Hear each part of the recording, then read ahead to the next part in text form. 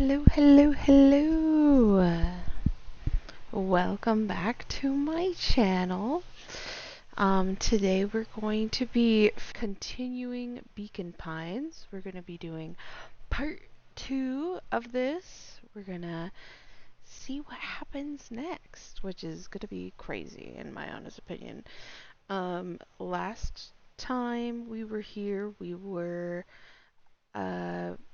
pretty much what happened is that when we went to the factory with Rollo and Luca, there was a dead body thrown into the dumpster, which is crazy. And then, so Rollo first ran out and took off. Luca came after him after a little bit, once he thought the coast was clear. He got home, he talked to Gran, everything was fine, and then to come find out, Rollo is missing. And that's when we also met Beck. We went and saw her and met her. We went and searched for Rollo, and so far it does not look like, and unlike in my personal opinion, I don't think he's home, but I don't know. We'll have to see what happens. But yeah, let's get into it.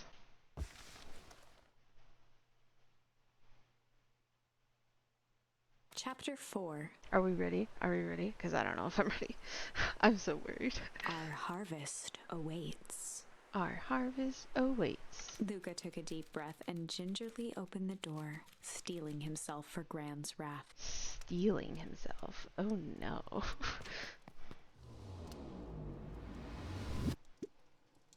Gran? I'm home. Everything's fine. Gran? Oh no. Oh no. That's a little worrisome. Should we explore? I think we should explore.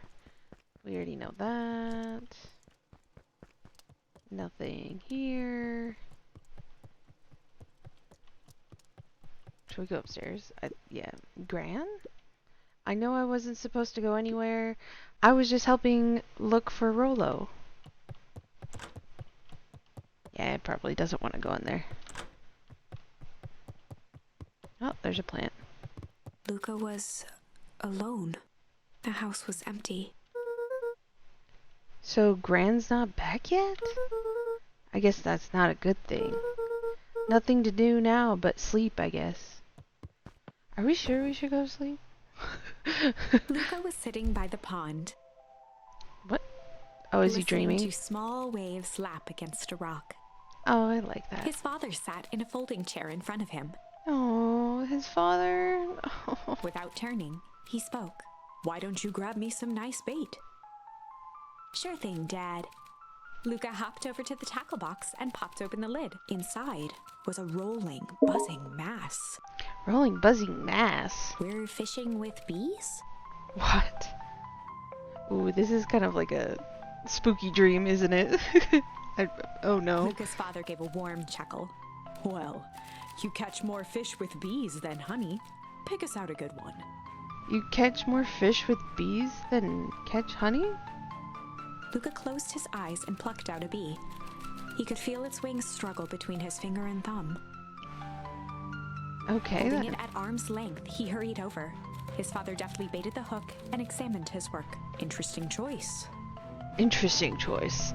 Good bee choice, you know. With a practiced flick of the wrist, the line buzzed in a graceful arc. The water accepted it without a splash or ripple. The wrong choice, but I respect it. The wrong choice. The pond began to freeze over. Oh no, no, it's freezing? There's bees and it's freezing. Sometimes we gotta make the wrong choice before we can make it right. I mean, that's true. Pallid ice propagated across the still surface with an alarming speed. Luca scrambled back as the ground beneath him turned cold. "Dad, I don't understand." "Sorry, kiddo. Understanding isn't always part of the deal." Okay. The relentless ice shot through the fishing line toward his father. "Dad, look out!" His father casually wound the reel. "None of it's your fault, you know. Never was." Okay. I mean, I hope he didn't think it was his fault. "Dad, We have to go. Luca grabbed his father's shoulders, trying to pull him away. Oh no. Please, you have to run. The ice crackled as it spread across his father's hands. That's the thing about fishing, Luca. His chest began to crystallize. His chest? You toss your hook in, and you never know what you're gonna pull out. Oh my A shock of gosh. searing cold ran up Luca's arms. He gave one last desperate tug. The chair tipped backwards in a single frozen mass. Luca tried to stop the momentum, but it was too late. He watched the icy form of his father slam into the hard ground, shattering into 1,000 pieces that crowded around his feet. I just got fucking Thanos snapped. Okay, that wasn't, I don't know if that was inappropriate. Dad, I don't understand. What does all this mean? The gentle rustle of leaves was the only reply. That was interesting. You know, I was thinking Luca's about eyes this. struggled to focus on the walkie-talkie. I was thinking about this the other day. What if the walkie-talkie is Rolo trying to talk to him?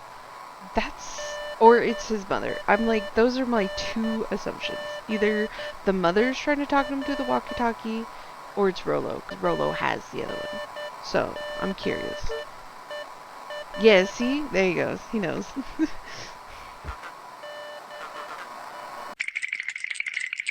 Faintly, he could hear Rollo amongst the noise. Okay, so see, yeah, my theory of the mother was definitely wrong, but Rolo was right. Luca! Rolo, is that you? Luca! There? Rolo, it's the middle of the night. Luca, thank God. Listen, I don't know how long this will work down here. Down here? Rollo's voice was coming through more clearly now, but some words were still just static. Listen to me, someone grabbed me yesterday. What?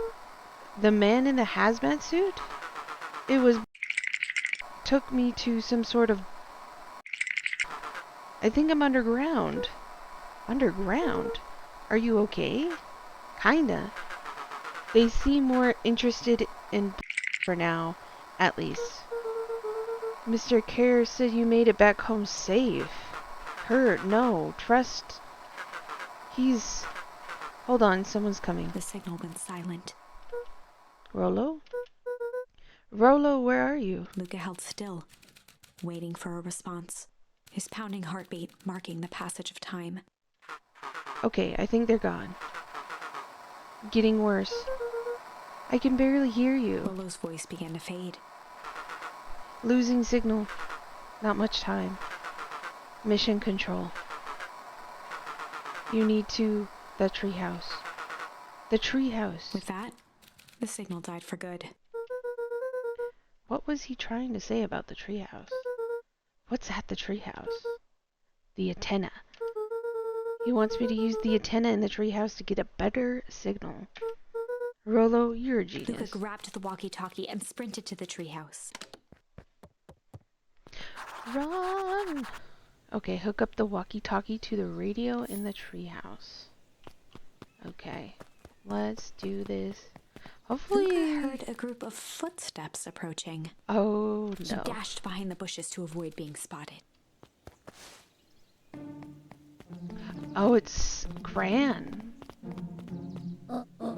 So we all understand our roles. You can count on me. I think we need more time. This wasn't the original plan. Mr. Tolliver paused, shifting his eyes to one side. We're all in danger now. I, for one, refuse to sit idly by while the danger persists. Refuse? Okay. Hiram, you just keep your wits about you. Mr. Tolliver took one long, quiet breath. You're right. You can count on me. I just wish we could made that deal with Valentine. Her resources would have still come in handy. As I said, I have no time to contact her after your call this morning. Plans change. How is Luca holding up? He's fine. We shouldn't lose sight of the fact that this is all. I know very well what all of this is for. We have no choice. Operation Sparkplug has a new objective. Sparkplug? Are we in agreement? The three shared a determined look. Good. We reconvene after the festival.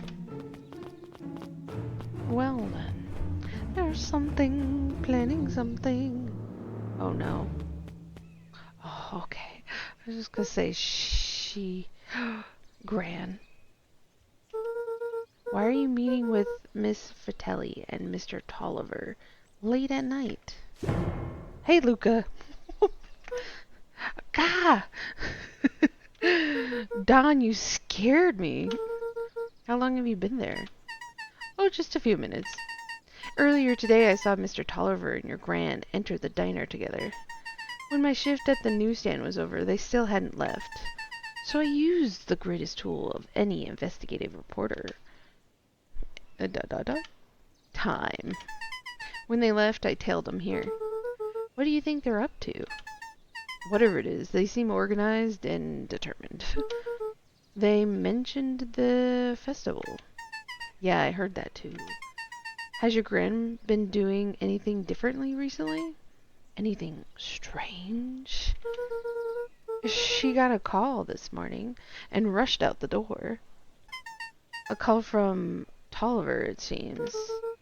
She was either furious or terrified. Or both. Luca, be careful out there. I think we might be in the middle of the scoop of a lifetime. I will. Aren't you coming out? No, I'm gonna stake out here for a bit longer. See ya, Luca. Slithers back in. Okay, we gotta go this way. Oh, look at them! Should we say hi? I think we should. No, we don't want to do that. I did it. I changed the sign. Splendid. Did anyone see you? I don't believe so. You were right. It was simple enough to just rearrange the letters. Odd choice for a prank, though. In situations such as these, odd is good. The two boys shared a mischievous grin. I can't wait for everyone to see the big reveal. It should be quite memorable. Let's make ourselves scarce for now.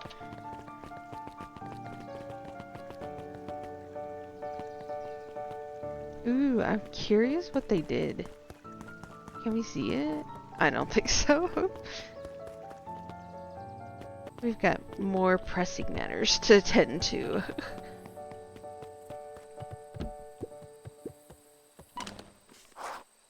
Okay, hook the walkie-talkie to the radio. Rollo, are you there? I'm at the treehouse now, Rollo. Mr. Kerr said you were all right. What happened out there? Dang it, Rollo, where are you?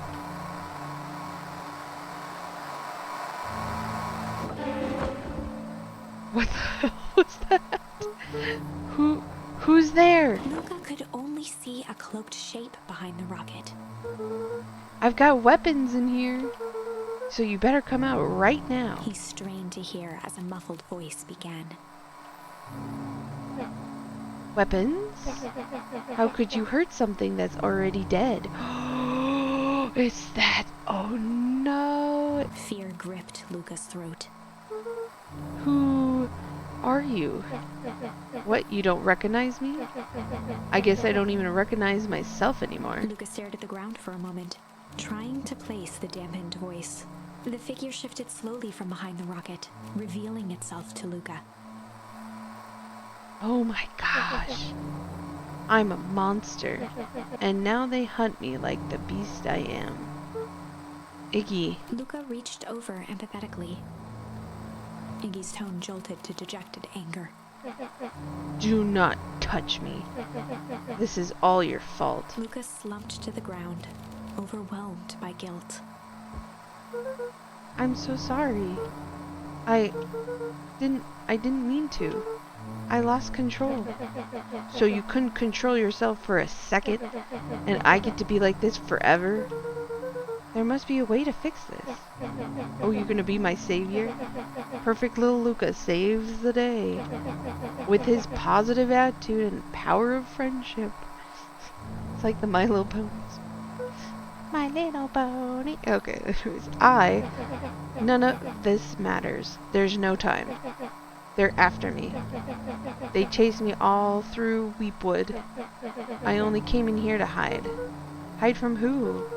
Who's after you? Luca! Luca! Rollo? It's not safe, Luca. Rollo, where are you? The treehouse. I'm at the treehouse, Rollo. Where are you?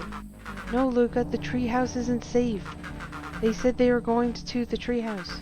I'm trying to tell you to stay away from the treehouse. Who said they're going to the treehouse? The clipboards. Oh, shit. The plot thickens. What did I tell you? Those harvest wackadoos are after me. They've been chasing me, yelling questions at me. What sort of questions? They're saying the same stuff they always do. But it's different now. Less asking. More threatening. We're gonna figure this out, Iggy. Yeah, well, thanks. Hello? Is anyone present? Crap, they found me. Luca, what's happening? Don't panic. You stay here and I'll see what they want. Holy shit. There's so many of them. Hello, Mr. Van Horn. We'd love to hear your thoughts. Do you have time for an informal chat? We will be brief. Your time is valuable to us. Be down in just a second. Of course, of course, of course. Of course. We have a problem. Luca, you gotta get out of there. Who's out there? Is it them? Yeah, it's the clipboards. A bunch of them. How many? Maybe all of them? Yeah, you were right. They're saying the same stuff, but with the creepy knob cranked to 10. Might young Iggy be present? We would love to hear his thoughts. Run! Iggy slumped to his knees. I don't know what to do. I'm just so tired. Luca, what do we do? Luca grabbed the walkie-talkie and headed for the window. Follow my lead. Luca and Iggy climbed up the back of the treehouse to its roof, where Rollo had constructed his MCDC. MCDC? The Mission Control Defense Cannon. Ah. From behind the crowd of clipboards, William Kerr strode forward, a warm smile on his face. That's so creepy. He's so creepy looking. Hey, there you are. You gave us all heck of a scare. Go away. Just leave me alone. Oh, I'm sorry, Iggy, but no can do. Don't worry, though. We're here to help. Help? Then why are you chasing me? Luca, can you talk some sense into your pal here? Just look at him. He's not well. What's wrong with him? What did that gunk do to him?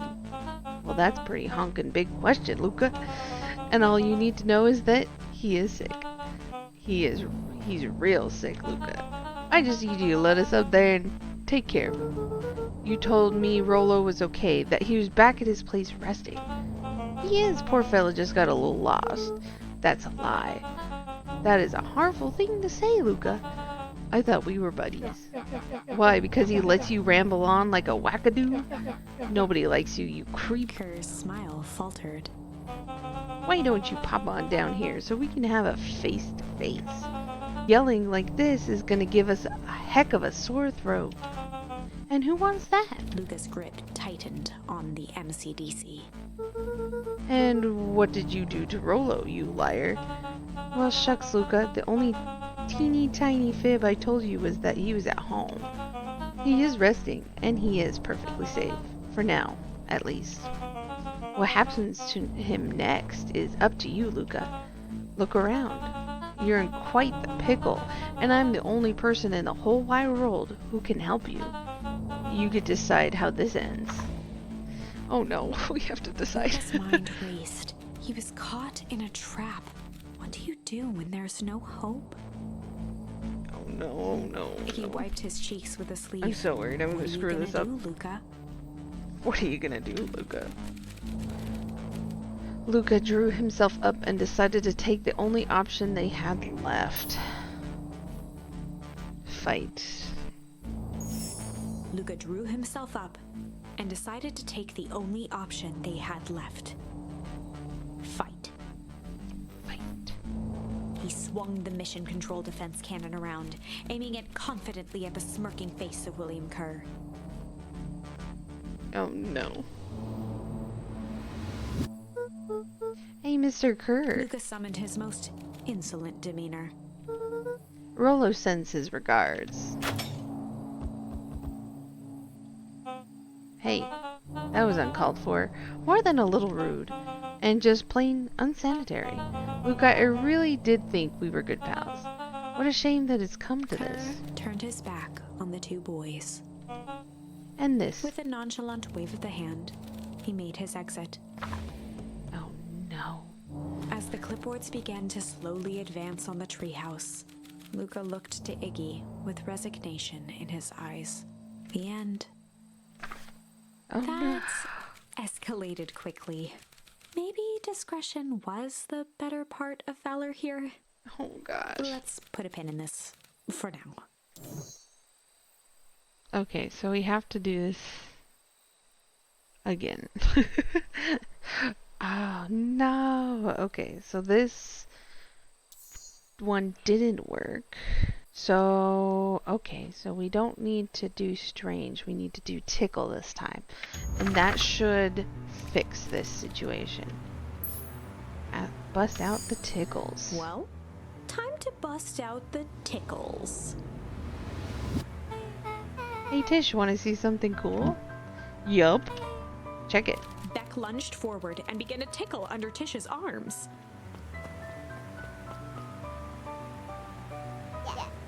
What the? Tish, is she tickling you?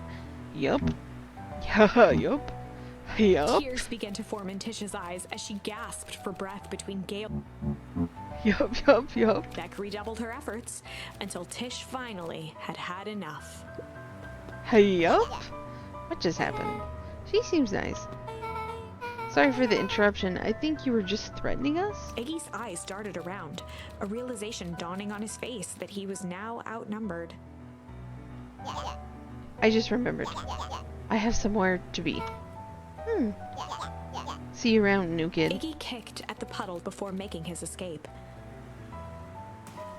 Oh no! Whoa. What a little creep. Beck, I think you got a little ooze in your Beck hair. shook the ooze out of her hair as best as she could. Is it bad? Depends what your feelings about having a more mature, refined look. Oh god. Oh no, this Chapter sucks. 4. The best policy. Luca paused for a moment, catching his breath. He'd only just met Beck, and somehow he already managed to drag her into this mess. Hopefully he could make it up to her. But finding Rollo was his primary concern.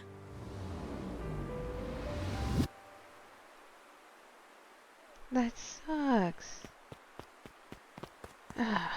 Oh no. Luca, what the hell are you doing out here? And why did a kid with gray hair just run past us in a panic? Roxy and Fitz looked drained. It was clear they'd spent all day searching. That's Beck. I don't care who she is. What happened? We were just helping look for Rollo.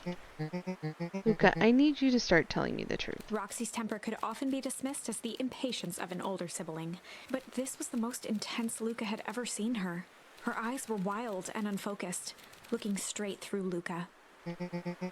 We're running out of time. In a torrent of rambled words and tears, Luca broke down.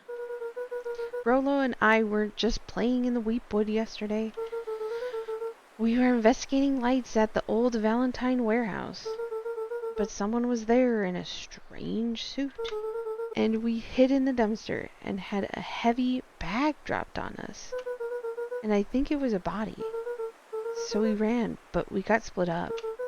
and then I ran home. And it's all my fault. And now my best friend may never come back. Wow. Just, wow. Roxy, still exhausted and angry, softened briefly as her eyes hunted the ground in thought. With a determined sigh, she looked up at Luca. It's not your fault, Luca. Rollo's gonna be okay, I promise. Roxy drew herself up. I'm gonna fix this. Luca, go home. But I want to help. This is too dangerous for a kid. I can't just sit around. I have to do something. Roxy tried to think of the safest place to send Luca. You go back to that little tree house you two like to play in. Wait there in case Rollo shows up. Sound like a plan? Luca wiped his cheeks and gave a quick nod. You did the right thing telling me the truth. Now scoot. You really believe his story? What other option do we have? Things have been strange around here leading up to the festival. My dad has been acting weird lately. Well, weirder than normal. Looking into the puddle, Roxy rubbed her arms to warm up. Why is it so cold here? This place gives me the willies.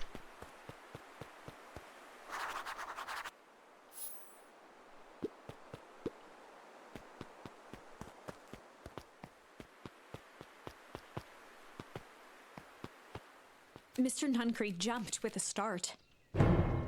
Oh, that scared me. Whoa, don't sneak up on an old fellow like that. Sorry. Who were you talking to? What? Luca motioned to the phone booth. Oh, no. I was just checking because I thought I heard it ring. But the dang thing never does, of course. Yeah, I've never seen anyone use it, really. The whole thing's a waste of money, if you ask me. And any word from Rollo yet? Not yet. Long time for a boy to lose his way. Rollo knows those woods too well to get lost. I suppose you're right. Silly boy's antics have this whole town worried sick. Antics? We all know Rollo likes to play his little pranks. You think this is a prank? What other possible explanation could there be? He's not playing a prank, and he didn't get lost. Someone took him, I know it. How would you know that? Unless... Luca, is there something else that you know?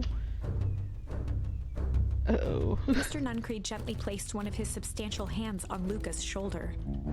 Dang it, boy, if there's something you know, something that could help your friend, you need to tell folks. Luca peered up at Mr. Nuncreed. Kind eyes warmed a stern face. I don't think we should tell him, but I don't know if I have a choice. Hiding beneath it all. It was subtle, but Luca could sense something eating away at him. There was a lurking behind those eyes. There was shame. Yeah. There was a shame lurking behind those eyes. I can feel that. Sadness. If Mr. Nuncreed was that worried about Rollo, maybe he could help.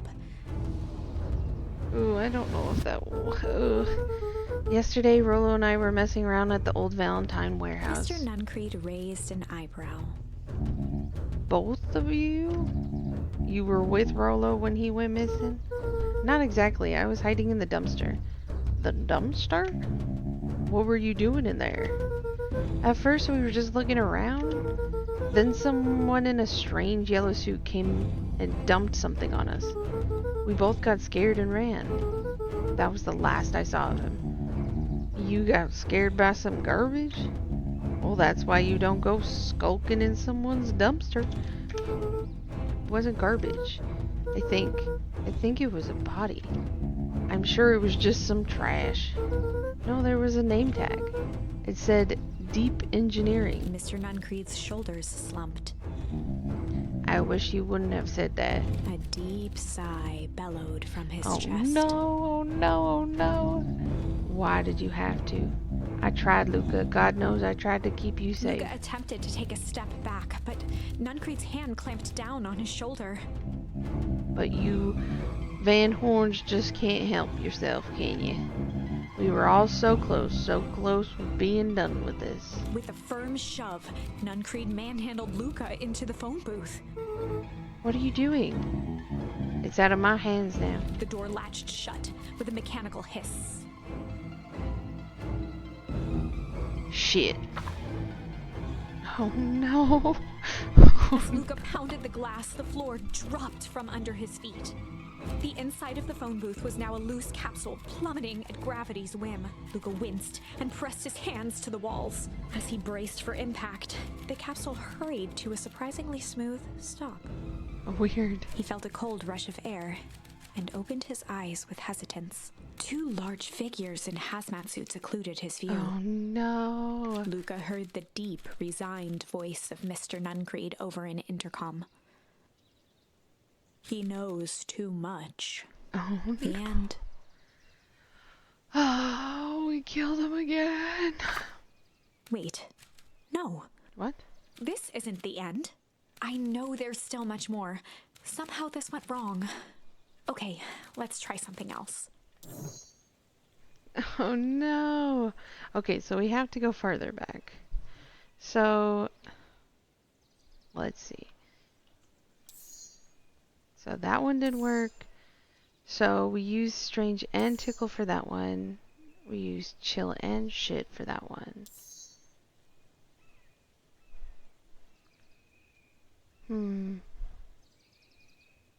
Oh my goodness, this is getting complicated, like very complicated. So, okay, so we got to this part of the tree. So maybe something about this of the struggle? Should we try that? This is definitely getting complicated. Let's see.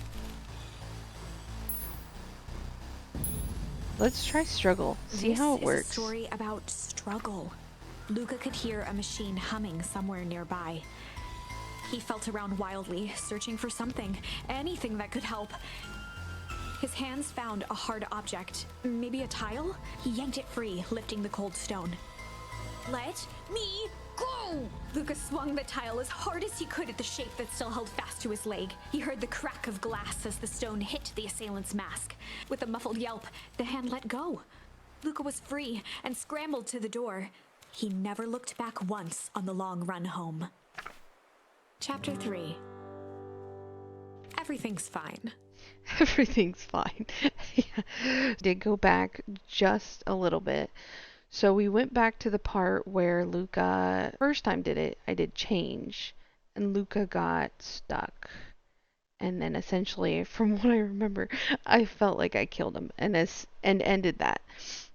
So that was in chapter 2 of when that happened. So we went to chapter 3 now, but with a different change. We struggled and we survived and we got back home. So let's see what happens next. The next morning, it was quieter than usual at the breakfast table. Only the sound of silverware and chewing interrupted the awkward silence. I wonder if she's gonna get called again.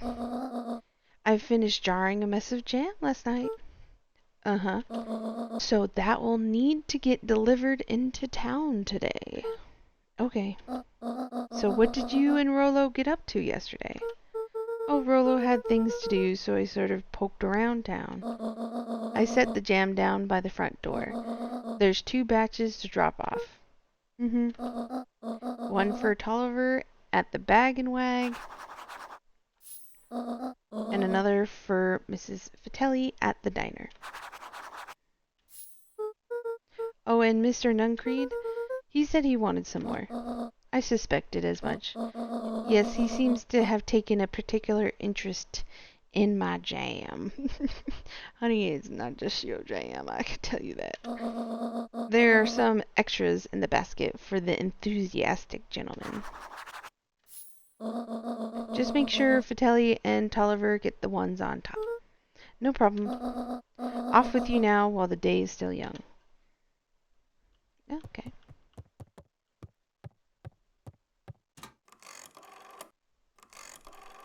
Ooh, she's making a call. I'm pretty sure this is going to be Tolliver then. Hello, it's Juniper Hartford. But Before you hang up, just hear me out. I have a business proposition. Ooh. The simple matter is we both have the same problem that needs solving. Very well, we can meet tonight. I wonder what she's doing.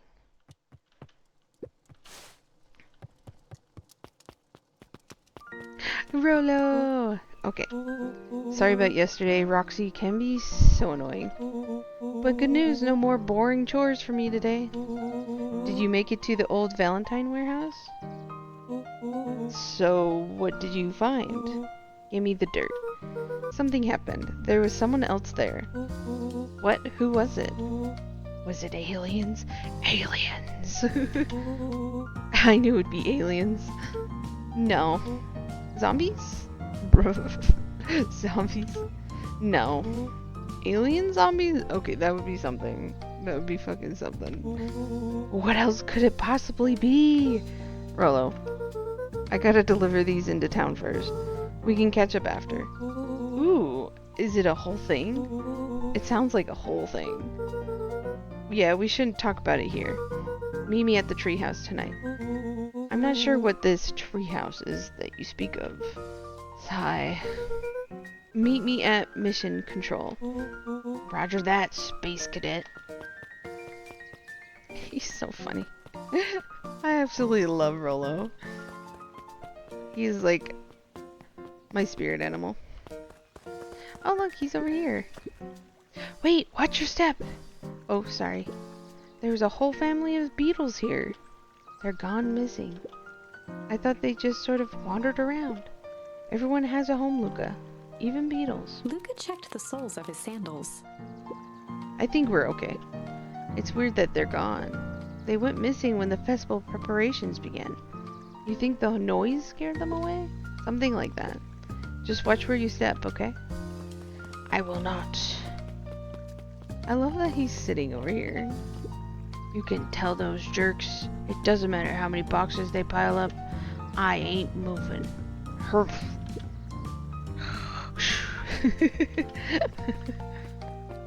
I do not like that building at all. Interesting. Interesting. I think Tolliver's is down here. Maybe... Mr. Wilder, I trust you have time to chat. Eris Valentine, Eris. Oldest of Sharper Valentine's children, and heir to the Valentine fortune, had a way of making questions seem like demands. Certainly. What seems to be the problem? Mr. Wilder had learned to assume that if he was hearing from Eris, it was because she had taken issue with something he had put in the paper. I couldn't help but notice that the front page of this morning paper was consumed with stories about this silly festival. Well, yes, that is the news of the day. But there's no mention of the museum, nor the foundation through which it was endowed. I'm sorry, Miss Valentine. My readers are so interested in this town's future, rather than one family in particular. There was a time, Mr. Wilder, when the goings-on of my family was the only thing the town cared about. Well, things change, ma'am. And you know, change is dangerous. If you finish that thought, I will make the monocle permanent fixture of your anatomy. My apologies. Good day, Miss Valentine. Did I give you the impression this conversation was finished? Mr. Wilder averted his gaze and began to polish his monocle. Well, good day, Mr. Wilder. She is snooty. Snooty.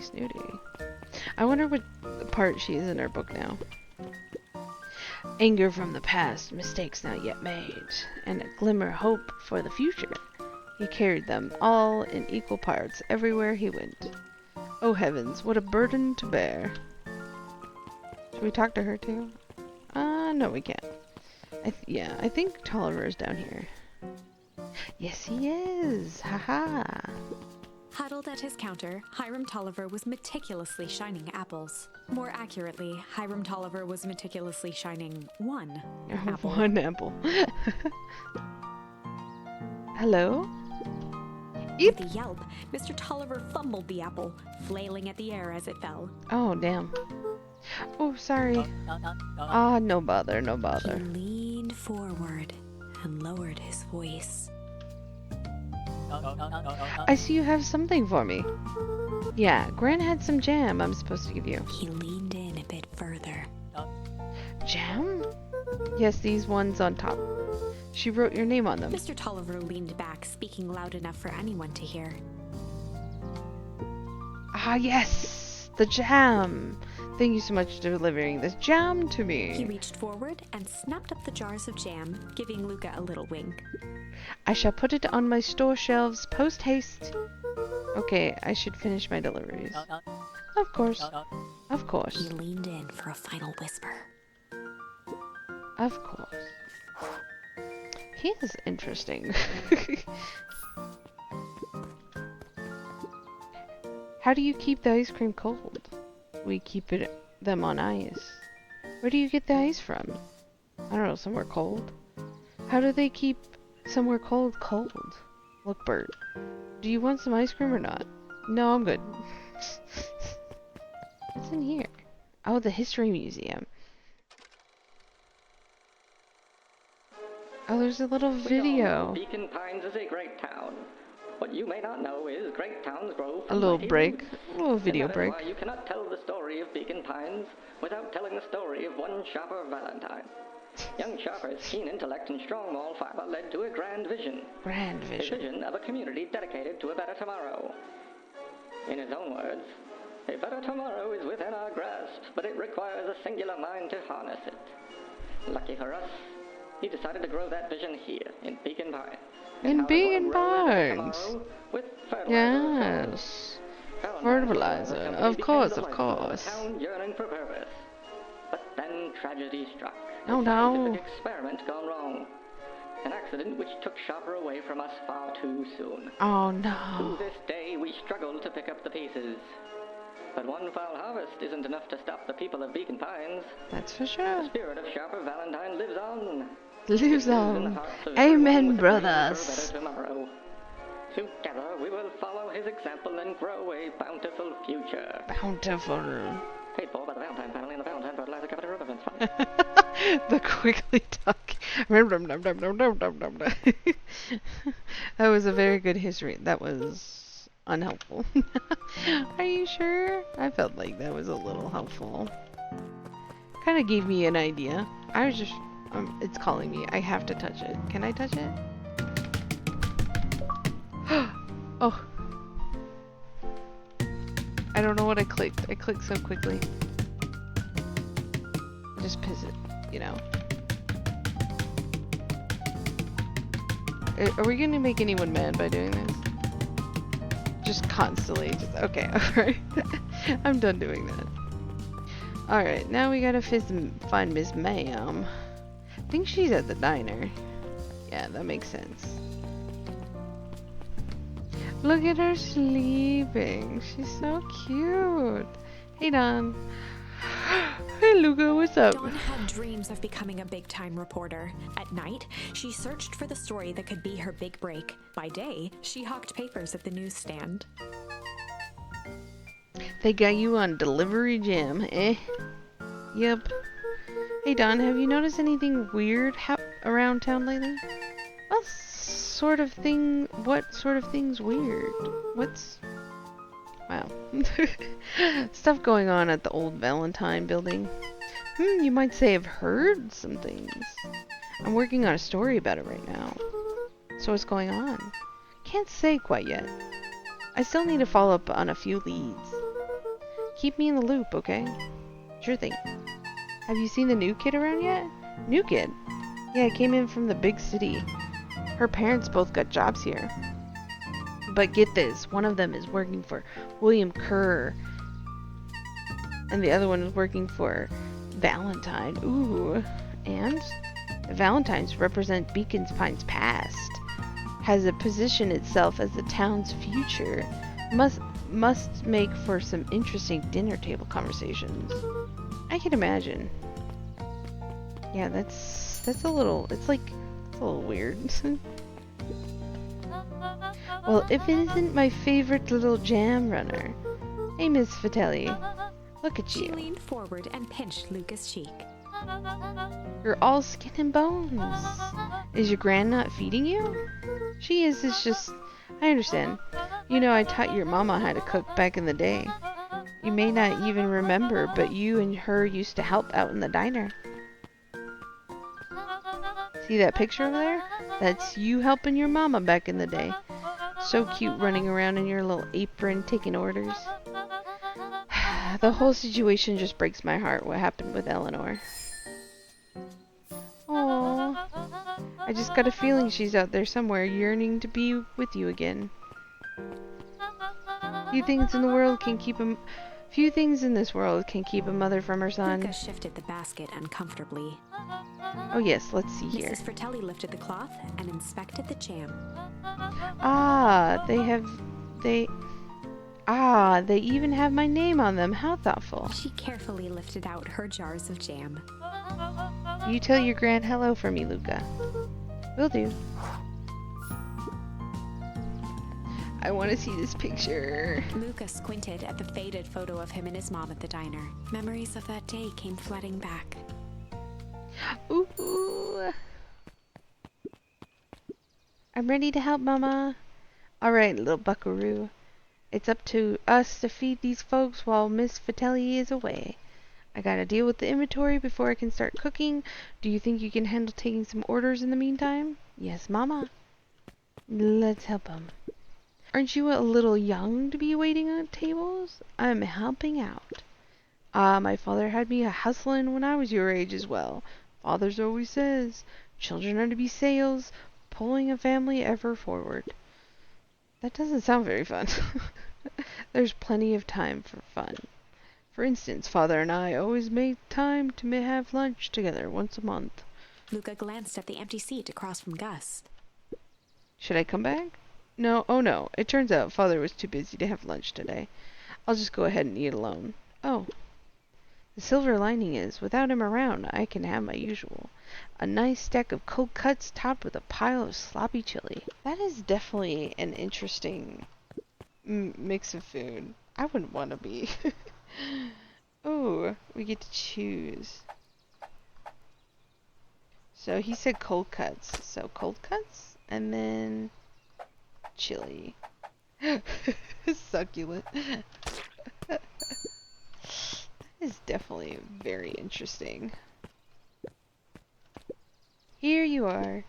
Cold cuts with steaming hot chili on top. I call it the hot and cold. That's perfect, thank you. Interesting mix. The hot and cold. Gadzooks, they've shrunken the waitstaff. He's like the guy that you like, he tries to make jokes, and you're just sitting there like, come on, man. I'm just trying to do my job here. Jeff slapped the table and gave Luca a toothy grin. How's your pops doing? He's been pretty busy these days. I know the feeling. Tell him that fishing rod he ordered should be ready next week, will ya? Sure thing. I've been in the mood for something sweet. You got a burger that can satisfy a sweet tooth? A sweet burger? Yeah, and top it off with some grilled cactus. Grilled cactus? The heart wants what it wants. What in the goddamn world is that? Sweet burger. So, should we do candy? Actually, I don't know.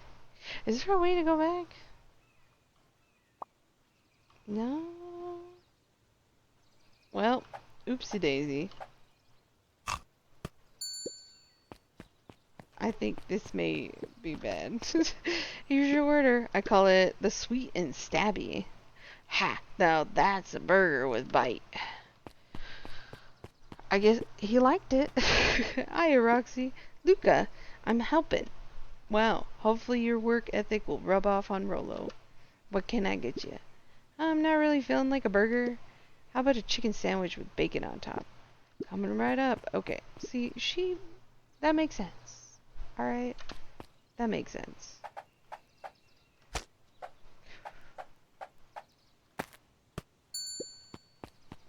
Oh my goodness. Here you go. I call it The love me tenders. Nice. Looks like we're missing a few things. Why don't you run out and grab some more ingredients? Okay, I'll be back. Here we go. Aw, that's so sweet. It's so sad.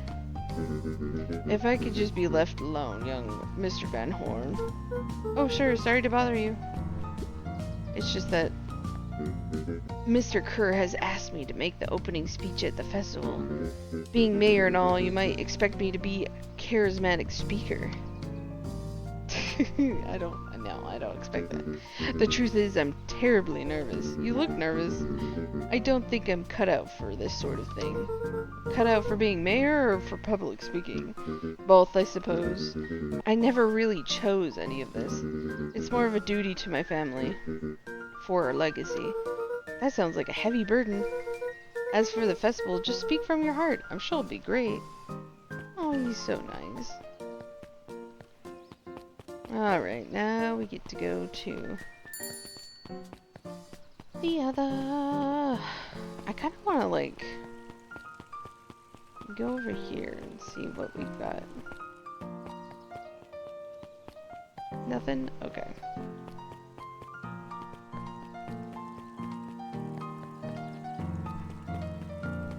No? Okay.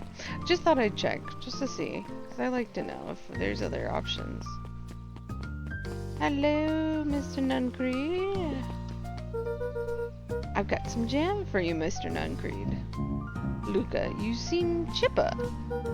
Well, aside from being on delivery duty, it's a nice day. Mr. Nuncreed eyed Luca for a moment, then nodded in agreement. Knowing that he's a part of this kind of pisses me off. I suppose it is. So do you want your jam? Oh, you're right. Usually Juniper drops those off herself. I guess she's busy today. Anyways, this is my last delivery for the day. Oh, in that case... Nuncreed snatched the basket from Luca. I'll hold on to the basket until next time I see your gran. He is so creepy. There she is. Hey, you. Anchovies or pineapple? What? Don't think. Just answer. Pineapple? Why? How old are you? 12. Perfect. Follow me. Who are you? Anyone ever tell you you ask too many questions? Just try to keep up, okay? What just happened? Welp. I don't know what happened either. Hey, what a crazy coincidence. Here's my new friend I was just telling you about. Oh, that's wonderful. Yep, we just hit it off. Oh, really? Get this, his favorite pizza topping in the whole world is pineapple. Oh, and what's your new little friend's name? Beck locked eyes with Luca. The look on her face was equal parts expectant and desperate. Luca Van Horn, nice to meet you. I'm Nellie, and this is Alana. We're Beck's parents. Beck gave Luca a quick nudge. Oh yeah, Beck told me all about you. Already feels like we've known each other for years. So you both can stop obsessing about me making friends. Oh darling, we never doubted you. It's just that for children with fewer than 5 close friends, the probability of a stunted development doubles. Well, 1 down, 4 to go, I guess. What Nellie means is that we just want this move to be as easy on you as possible. You can relax. A friend has been friended. This calls for celebration. Luca, you must join us for dinner tonight. Dinner? Wow, another coincidence. I actually already asked him and he said he would love to. It's just wonderful. In that case, we should pick up some groceries.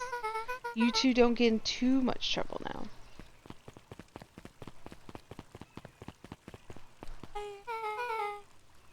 Wow, I can't believe that worked. Thanks a ton. You're welcome? I owe you one. Moms are great and all, but they can be a bit much sometimes. Our house is a little cottage next to that big mansion place. Wait, you live on the Valentine estate? Yeah, that's the spot. Meet me by their big creepy gate. Don't be late. Or I'm back to square one on this whole friend grift. Great, see you there.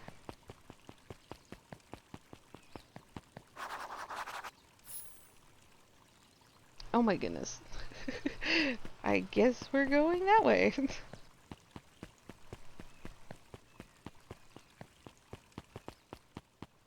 Hey, good morning, Jeff. What's so good about it? Another day further down the tubes, if you ask me. Come on now, it's not all bad. The festival's coming up. A festival? Old man Valentine used to put on cockamade shindigs all the time. And where'd that get us? Well, it's Harvestville putting this on. And they're doing it for the whole town. As far as I see it, the difference between old Valentine and this new outfit Jeff dug through his pockets for a bit. is the difference between this empty super can and this brown banana. What? Both of those are garbage. Exactly. Alrighty. Where do we go? Do we go over here? Oh, we might go over here. Oh, wow. That's cool. So, who all lives in that house? And Gus Valentine grew up there. And Solomon moved in a few years back. That creepy little kid in the vest? That sounds like the one. So just 3 people live in that huge thing? I bet a bunch of shady stuff happens all the time in that place like that. Not really, the Valentines pretty much keep to themselves. So it's an empty and boring. Pretty much. What a waste. My mom says that it used to be way busier back before Sharper died. Before the fowl harvest. Oh, that's the 5th time someone mentioned this fowl harvest thing. And you all use that same anonymous tone. Eventually you're going to explain to me how that harvest got all fouled up. But we can't keep my parents waiting anymore. This way.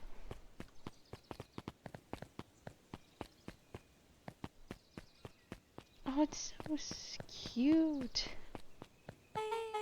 Most kids would have just ditched me by this point. Why are you still here?